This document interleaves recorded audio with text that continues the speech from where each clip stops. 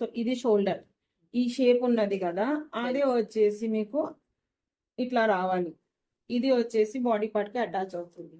Right on right. మీకు కుట్టు ఎక్కర ఎంత వేయాలి? ఒక హాఫ్ ఇంచ్ లో. ఇది రైట్ ఆన్ రైట్, ఇది కూడా రైట్ సైడ్ లో రైట్ సైడ్.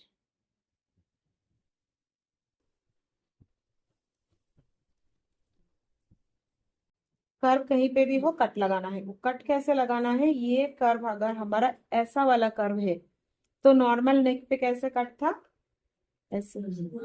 वो नॉर्मल राउंड वाला नेक में ऐसे कट लगेगा, लेकिन यहाँ पे कर्व उल्टे साइड में पकड़ के कट लगाना है ताकि ये जो भी फैब्रिक वहां पे जाके थिकनेस ना बढ़ाए.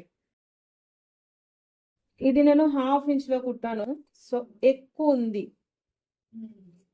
ఇది మీరు ట్రిమ్ కూడా చేసుకోవచ్చు. మంచి ఫినిషింగ్ కావాలంటే తక్కువ ఉంటేనే ఫినిషింగ్స్ మంచిగా వస్తుంది.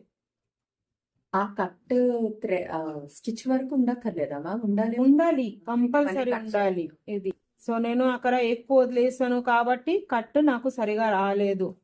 సో ఇది కరెక్ట్, ఆ కట్ వచ్చేసి ఆ కుట్టు వరకే ఉండాలి కంపల్సరీ. అయితేనే నీట్ గా మీకు కరెక్ట్ ఆ కుట్టు దగ్గర ఫోల్డ్ అవుతుంది.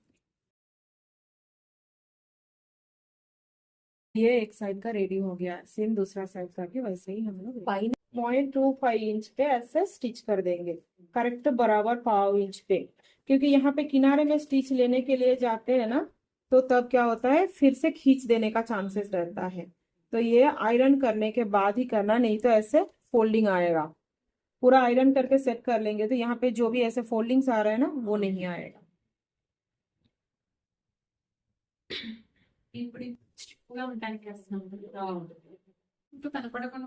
మీకు కరెక్ట్ లైనింగ్ కి వేయాలి.